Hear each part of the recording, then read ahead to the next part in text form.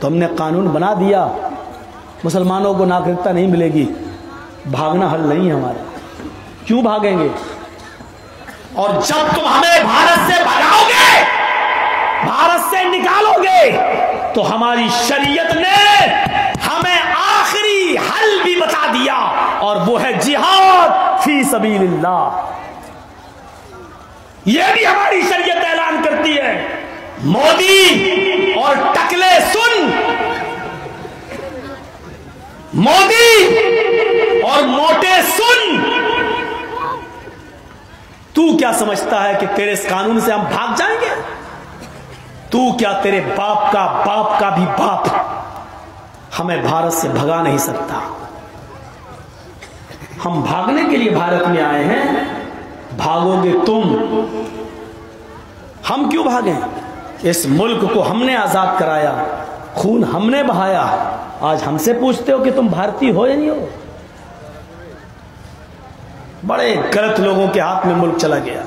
हम समझते थे कुछ पढ़ा लिखा है। देश का प्रधानमंत्री कहता था मैं बीए पढ़ा हूं। वो तो अरविंद केजरीवाल ने हमें बताया, दिल्ली के अंदर उसकी डिग्री लाके बताया, झूठ बोलता है।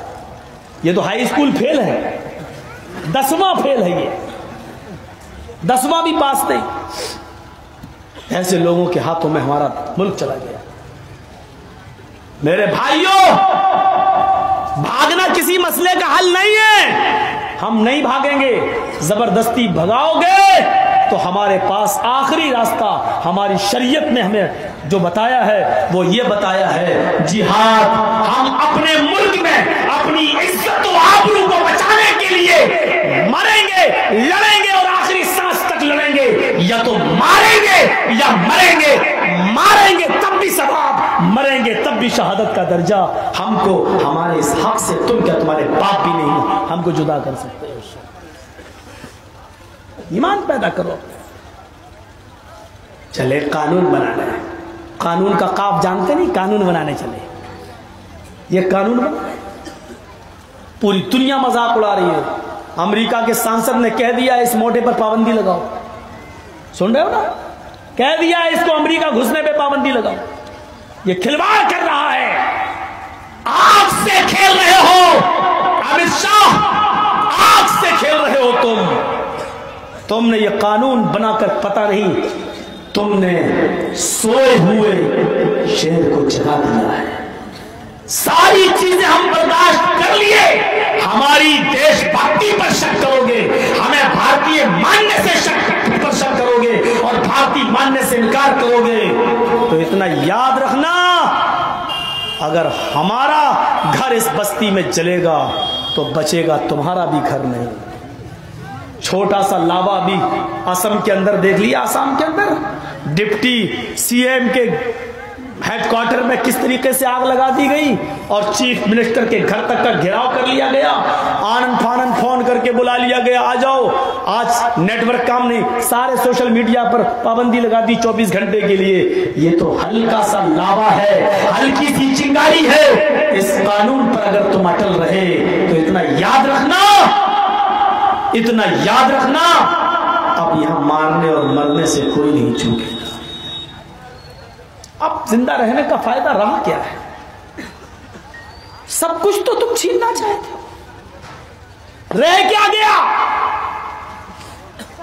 भागना किसी मसले का हल नहीं है। हम नहीं भागेंगे। अल्लाह के रसूल ने उस तलवार लाने वाले को देखा, मेरी तलवार उसके हाथ में आ रहे, नहीं भागे। क्यों भागू? ये था 56 इंच का सीना, ये बनता है नपुंसक 56 इंच का सीना।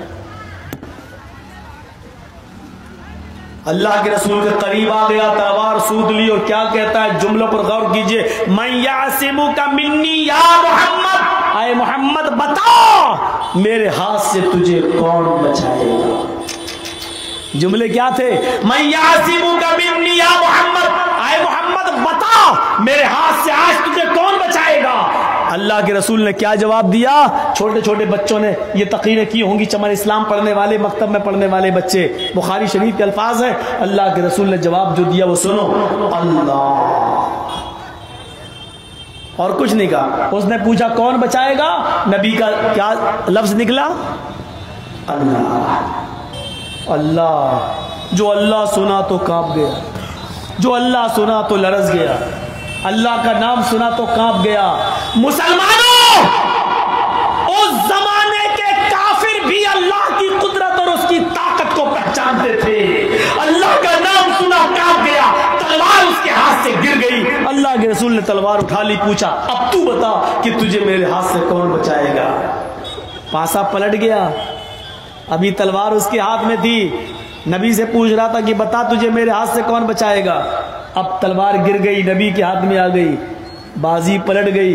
अब नबी ने पूछा तू बता कि मेरे हाथ से तुझे कौन बचाएगा। अमित शाह, मोदी, अभी बाजी तुम्हारे हाथ में है, बाजी को पलटने में देर नहीं लगती। कल हम पूछेंगे बता एडवाणी कहां से आया, कल हम पूछेंगे अमित शाह तड़ीपार था कहां से आया, कल हम पूछेंगे तेरे 56 इंच का सीना कौन से टेलर ने नापा। कुदरत के अजाब से डर जा मोदी, ऊपर वाले की लाठी में आवाज नहीं होती है। जुल्म राम ने भी मना किया है, कृष्ण जी ने भी मना किया है, जुल्म अल्लाह के रसूल ने भी मना किया है, शरीयत मुहम्मदी भी कहती है देखो किसी कौम पर जुल्म मत करना। मजलूम की बद्दुआ फरिश्ते लेके नहीं जाते हैं।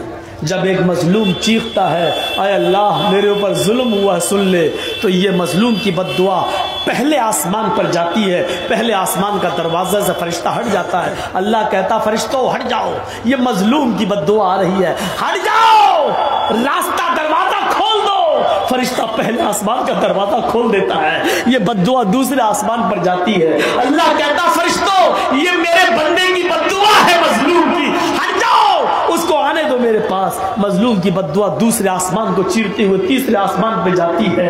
अल्लाह कहता फरिश्ते हट जा, तीसरे आसमान के दरवाजे से हट जा, आने दे। तीसरे को भी चली जाती, चौथे को भी पार करती, पांचवें को भी पार करती, छठे आसमान को भी पार करती, सातवें आसमान पे अल्लाह के अर्श से टकराती है और अल्लाह डायरेक्ट मजलूम की बद्दुआ को सुनता है और कहता लैसा बैनी व बैनहु हिजाब, आज मेरे और मजलूम की बद्दुआ के दरमियान कोई पर्दा नहीं है। आए मेरे बंदे, तेरी आह मेरे पास आ गई है, मैंने फैसला भी सुरक्षित रख लिया है, फैसला भी सुरक्षित रख लिया है। मेरे यहां फैसला करने में देर जरूर हो सकती है लेकिन अंधेर नहीं होगा। इंसाफ मैं तुझे दूंगा, दुनिया में तुझे इंसाफ मिलेगा, इंसाफ मेरी तरफ से थोड़ा सा देर से जरूर मिलेगा लेकिन मिलेगा जरूर, मिलेगा जरूर। अभी उसको सुधरने का चांस दे रहा हूं, अभी तुझसे माफी मांगने का मौका दे रहा हूं, अगर मांग ले तो ठीक और अगर नहीं मांगता है तो मेरे यहां देर से ही सही निशाने इबरत बना दूंगा उसको।